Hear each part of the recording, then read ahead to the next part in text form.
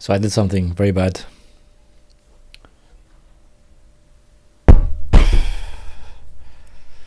Let's talk about it.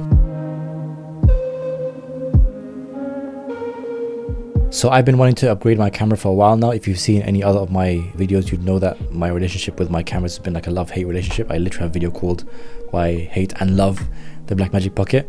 I've been filming with Blackmagic Pocket cameras for, I'd say, almost 5 years now. I have the Blackmagic Pocket 6K, which I'm using now, and I sold the Blackmagic Pocket 4K, and I absolutely loved and still love those cameras. You know, the images they've given me over the past few years have really allowed me to stand out in the craft, really allowed me to push myself when it comes to my cinematography, given that the cameras are cinema cameras technically. As a aspiring cinematographer, hopefully cinematographer, I've really learned to push myself and my craft just based on having the Blackmagic Pocket. But as I mentioned before on the channel, the issue I was having with the 6K and the 4K, but especially the 6K, which was my A cam, was that I couldn't get the image that I wanted. I felt like I'd pushed it to its absolute limits. Now that's not to say that I got everything that I could have gotten out of the camera. Maybe I'm just not good enough. I feel like based on the way I use the camera, the image I was getting, as much as I loved it, it wasn't the image that I wanted. As I mentioned before on the channel multiple times, my biggest issue, my biggest challenge rather, is that I consume, you know, TV and movies, and I watch the cinematography on my TV screen, and my challenge is always trying to get that same image that I see on TV, trying to get as close as I can with the gear that I have. And I feel like the 6K, I kept pushing it, but it wasn't giving me the image that I wanted. So I was very interested in getting a new camera. Now I spent a year looking at cameras.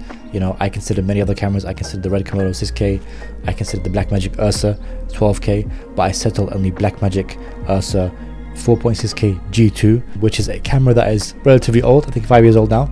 But it's actually a camera that is so old, in the, you know, kind of age of cameras these days, that Blackmagic itself no longer gives any love, you know, no longer gives any updates, and it's kind of left it abandoned. But I settled on this camera, and the second I had it in my hands, the second I turned it on, the second I opened the screen and I looked at what was coming out on my camera, literally here in my office, not even like outside or recording anything important, the second I saw the image, I knew that I had made the right decision. I knew that that was the image that I've been chasing all this time. The other options I have, as I mentioned before, were the Red Komodo 6K, the Blackmagic Ursa Mini Pro 12K, and also the Blackmagic Pixis. The Pixis was really what I was waiting for, and that was what I intended to buy. But when it eventually did come out, looking at the reviews and looking at, you know, the kind of image quality that was coming out of this camera, I wasn't really convinced. I wasn't pitched. Obviously the image is amazing, like I'm not saying it's a bad image, but it didn't really justify me switching out my Blackmagic Pocket 6K for the Pixis, other than the fact that it was a full frame sensor, which, you know, I feel like we kind of mentally sometimes think a full frame sensor means that it's better than a Super 35 sensor.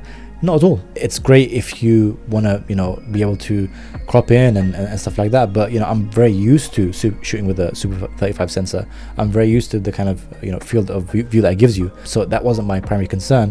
What I was interested in was the form factor, the cube form factor, but it just didn't appeal to me. It didn't hit the marks that I wanted to. I've spoken before about how this Blackmagic 6K that I'm using right now, the main issue I have with it is that when I'm filming with it and I've rigged it out, it just feels kind of flimsy. You know, I have the V-lock on the back, there's a gap between the V-lock and the screen, I've got to like poke my hand in to touch the screen, the monitor on top, you know, it's not really a part of the camera. It feels very makeshift basically.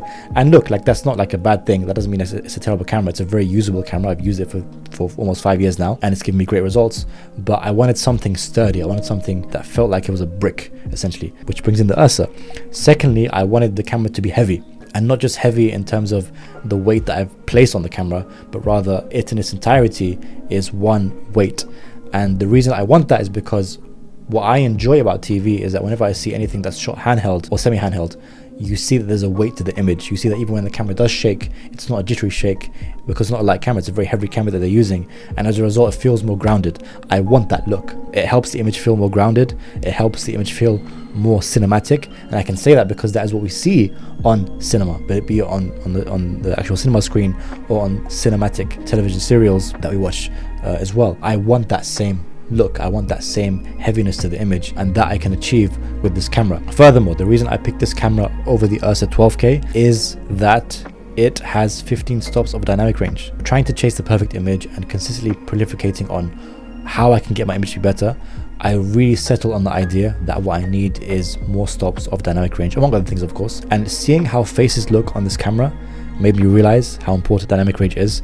This could be the worst technical take I've ever said on this channel, and if you're a serious cinematographer, forgive me, but the way faces look on this compared to the way faces look on the 6K is really night and day. Having high dynamic range does improve skin tones. It improves the way faces look on camera, and that is because you'll have a more gradual transition coming of between the light and the shadow of the subject's face. And I've seen that firsthand. You know, I filmed a promo recently where I filmed 3 scenes. 2 scenes were filmed on the 6K and 1 scene was filmed on this, and I could see firsthand the difference in the faces. I could see how different the faces looked on this camera compared to the 6K. Also, the fact that this camera has superior rolling shutter to the Pixis and to, you know, the Blackmagic Pocket, that's also very important to me, because I want, again, my images to not look stupid. Sorry to say, I don't want my images to look amateur, basically is what I'm trying to say. I want to try and, as best I can, have my images to have the aesthetic of a serious cinematographer who somewhat knows what he's doing. And lastly, price point. You can get this used for around $3,000, which is insane for what you're getting. For 15 sources of dynamic range,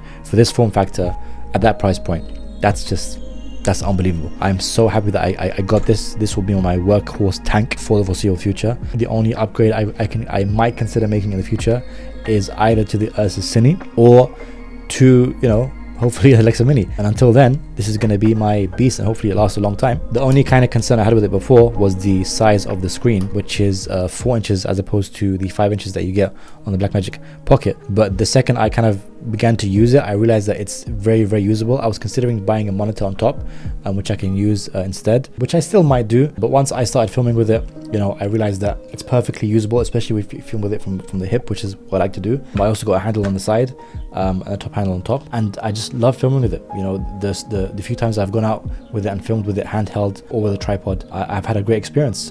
Firstly, from handheld shooting itself, it's very comfortable. Again, it has that weight that I want to a camera when I'm filming. I can hold it at my hip. It's not flimsy like the Blackmagic Pocket 6K rig is. It feels like a cinema camera. It feels very sturdy. The image you get is amazing. Beyond that, internal NDs, the fact that you can turn, you know, a quick switch and have an ND come in is not something I bought the camera for, but when I realized how much they help my image and just help my workflow, I was sold. You know, I can keep all the settings the same.